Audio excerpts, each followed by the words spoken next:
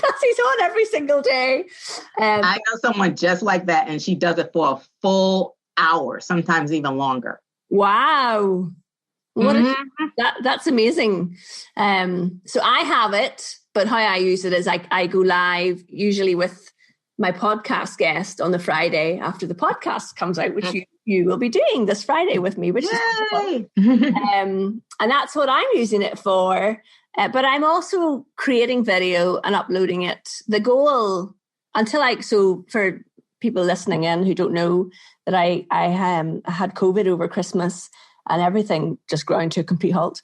But until just up before Christmas, I was consistently putting out a video every week on my LinkedIn. And, yes, it takes effort. It does take effort to create the video and think about what you're going to say. And I put up the closed captions on it and all that stuff. And they're not long. They're 3 to 4 minutes. Mm-hmm. But the more you do them, as you said, the more you do them, the better you get. And the more people then get used to seeing them and engage with them. Mm-hmm.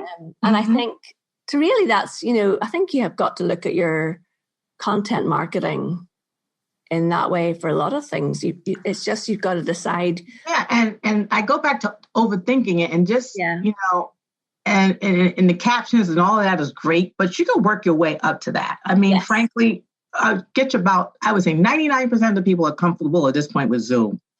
Yeah. Just do it on Zoom. Just put your PowerPoint, take your couple of talking points, Zoom yourself. Yes. With your webcam, get a better camera. Don't use the laptop camera. At least do that little upgrade and go from there. And then just get used to doing that. Just put that, Zoom creates the MP4 file and just upload that thing on LinkedIn and keep it moving. Yes, absolutely. So what other new things that LinkedIn brought out last year did you like most, Angela? Oh my God. So you know what the thing that I love the most? They first introduced it 2019, but they improved it greatly in 2020, and that's events. Yes. I love LinkedIn events and people. I just love events. I use it for all I always do. I'm always doing a LinkedIn challenge, and I use it whenever I schedule one of those. I use LinkedIn events. And then so 2020, they also added it to pages. They added subscriptions and they added search. And I don't think people realize the thing about LinkedIn events for search. So even if it's not your own event, so here's a tip. I'm not sure you do this, Louise. Mm-hmm. I search LinkedIn events that have thousands. I look for ones that are interesting topics and have thousands of attendees. Okay. And I sign up for the event. Yeah. Once you sign up for the event, you can now search the event. Because LinkedIn, when you create an event, you can't search by title and add those specific titles. You just got to do them by name, one by one. I hate that part about it. Mm-hmm. But when you go to another event, you could actually search their events. And you can search your own events once everybody's in there. Now you can search it by title. Mm-hmm. So then you can go to another event and you can say, let's see who are all the CEOs, and pull and search on CEOs and vice presidents. And now you have a whole pool of people that you can entertain one way or the other. And if and the fact is, they're almost sort of like a semi-warm lead, because the fact that they opt in, that they want to attend this event, they're interested in the topic. Yes. That is so smart. I love LinkedIn events. It's really funny because I wrote down events before I even jumped on our call. I wrote down video and I wrote down events. So I love that you brought it up. But I have not done that, Angela. That is such a great tip. Love LinkedIn events. And then the subscriptions is like the icing on the cake. So like now you can get the emails and, of course they have to opt in, check the box, but at least the boxes are there.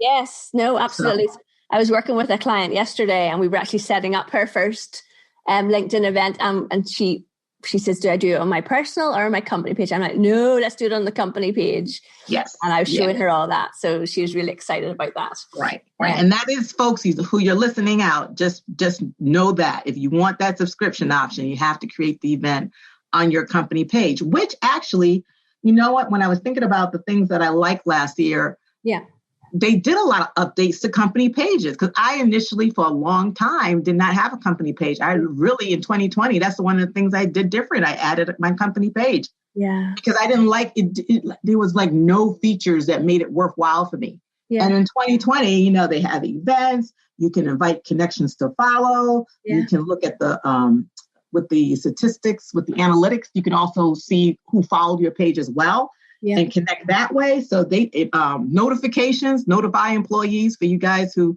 are, have, tons and tons of employees in your company. You can now notify them when you post. So all of those tools and features are really, really wonderful and worthwhile. Make it worthwhile to have a company page. That's so true. And interestingly, that kind of leads me to looking at this year. And I think that groups are going to have a bit of a comeback. I hope so. I have a LinkedIn group, and listeners, you are very welcome to come join it. Angela, you're very welcome to come join it. And I noticed just before Christmas, I noticed that posts inside, I'm in a couple of groups that are really well run, really active. And I noticed that the posts from the group started to show up in my news feed, and that had never happened before. I was notified so I'm in a group of, it's for people working in the C-suites. It's called the Social C-suites, by a guy called Damien Corbett, really nice man. And I messaged him. I said, Damien, for the first time ever, the post in your group has shown up in my notifications, and that's a new thing. So I wonder, are LinkedIn going to be bringing out a lot more functionality for groups?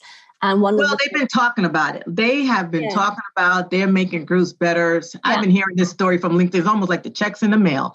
All right, now you've been talking about this since at least 2018. They've been talking about they're going to make groups better. Well, do it already. Well, but the change they did do in 2020 is they changed out there's no limit now on the number of messages you can do inside a group. Yeah. So they took that away. So I knew once they took that away, I knew, okay, they really are starting to focus on groups now that they're allowing that to happen. I mean, I do think that the team, and I know that obviously there's millions of employees, but the team at LinkedIn do seem to actively be interested in what people want from the platform. They do. So they also been eating their own dog food. So LinkedIn has been holding LinkedIn events. So they're marketing and product marketing groups. And I attended a couple of those events. Yes. And I connected with them directly. And I do it every now and then, message them with my own little feature set. Yeah, no, I mean, I have the same. And I actually got to be part of a trial with LinkedIn events at the early part of last year. And I've connected with a few people who work in product development at LinkedIn, and they are really interested in people's opinions and views on what people are looking for from the platform, which I don't think you get necessarily from other social media. I don't know what you think about that. No, you definitely don't. But here's the funny thing. So when I do have problems on Facebook, I find Facebook people on LinkedIn. Facebook is notorious for not responding to you or anything. Like if something goes wrong with your ad, it's zero radio silence. So what I do is I find them, I hunt them down on LinkedIn. That is really funny. I love that. So Angela, as we are recording, I do not have the new social media that's out, but I believe you do, and that's Clubhouse. Tell us a little bit about Clubhouse. Okay, folks, listen very, very carefully. If you're doing something else, stop. You got to listen to this. Everybody needs to run, not walk, and get on the Clubhouse. Okay. Now, Clubhouse is not Facebook. It is not LinkedIn. It's not TikTok. You cannot post on Clubhouse. Are you hearing me, folks? You can't post on Clubhouse. What you can do is you can talk. So if you're old as me and you remember talk radio, that's Clubhouse. So you can get in there and they have what they call rooms. And anybody, as soon as you join, you can start a room immediately and just put a little topic, or sometimes people don't even put a topic, but you should put a topic. and talk about anything. And anybody can jump in your room unless it's a private room and talk about that topic. And so you have moderators, you have speakers, they call them on the stage. So when you're actually talking, you're on the stage. Okay. When you're in the audience, you're actually muted. Right. So you're in listen mode. But when you get on the stage, you can speak all day long. Of course, there's protocol and etiquette. Say sorry again. So how do you get on the stage then? So you raise your hand. There's a raise. Just think about Zoom has the raise hand function. I think they copied that from Zoom. You raise your hand and then the moderator lets you up to the stage. And that's how you get on. And then you can start a club. And then people could join your club. And then you can start rooms within the club as well. So it gets a little bit more sophisticated. But it is invite only. Mm-hmm. However, there's a side door. And what you do is you go and sign up to the waiting list. Mm-hmm. And if there's somebody on Clubhouse who actually synced up their contacts and has your phone number, they can then let you in without using their one invite. Right. So that's why I always tell people just sign up, because there might be somebody who's already on Clubhouse who has your phone number and it'll pop up. Louise Brogan just signed up. You want to let her in? It literally said, do you want to let her in? That's so funny. And ding, you're in. Yeah. And unfortunately, it's only for iPhone users right now. You can get in with your iPad. So if you have an iPad, you could try that. Mm-hmm. But they say I don't know, I've heard anything from any day now to another 90 days for Android users. Okay. It's kind of been a mixed blessing for me, because I don't think, I can see everyone talking about it on the other social media platforms. And the fact that I've been sick for 2 weeks means that I really couldn't care less about it. So I haven't been having the FOMO, the fear of missing out. But I think that when it comes to Android, of course, I'll get on it. Yeah. Well, and then, like I said, just go ahead and get on the waiting list either way, because you want to grab your URL. You don't want anybody to have that. Whatever your favorite URL is, go ahead and set up your name, and then you're just in waiting mode until that comes through. But I mean, Clubhouse has turned into the crack house. I mean, people are on there 24/7. Rooms have gone 24/7 overnight. Wow. They switch moderators and you log back in the next day and that room is still going. So it's crazy. And anybody and everybody. I mean, you've seen the biggest celebrities, influencers on there down to the everyday people. So it's just a mix of everybody in the room. And that's what I think makes it brilliant, because it's a way more diverse conversation because of the mix in the room. I love the fact that we're continually surprised by these new things that come out. I think it's amazing. Mm-hmm. Mm-hmm. Yeah. I mean, because I remember, when TikTok came out, I'm only on TikTok because my 16-year-old son is on TikTok, and I just want to keep an eye on what he's doing. Yes.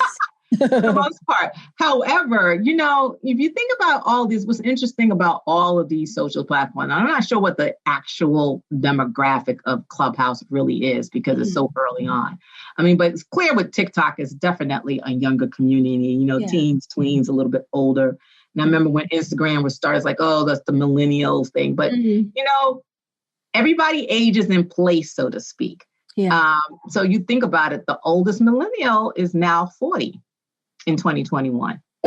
So a 20-year-old and a 40-year-old aren't interested in the same things. No. But what they have in common is they both grew up on Instagram. So you may not have been on Instagram initially because you're saying, oh, that demographic is too young, but it's not anymore. Yeah. Oh, yeah. That's the same thing that's going to happen with TikTok. Yeah, there's all these teeny boppers there, but you know what? Teeny boppers do eventually grow up, thank God, and hopefully move out of your house. But it's the same thing. So I always tell people, even if you're not going to use it necessarily for business, just be on the platform to get to know it, learn the lingo, understand how it works. So if and when that opportunity does open up and it makes sense for you to really do something there, you're ready to go. Yeah. And you're not starting from scratch. What do you think about Instagram, actually, Angela? Because I find, so the kind of clients that I do a lot of work with, I work with companies, but I also work with a lot of coaches and consultants. And they're generally women over 40, I would say. A lot of them kind of want to get onto LinkedIn, and that's why they hire me to help them get there. But they spend a lot of time on it.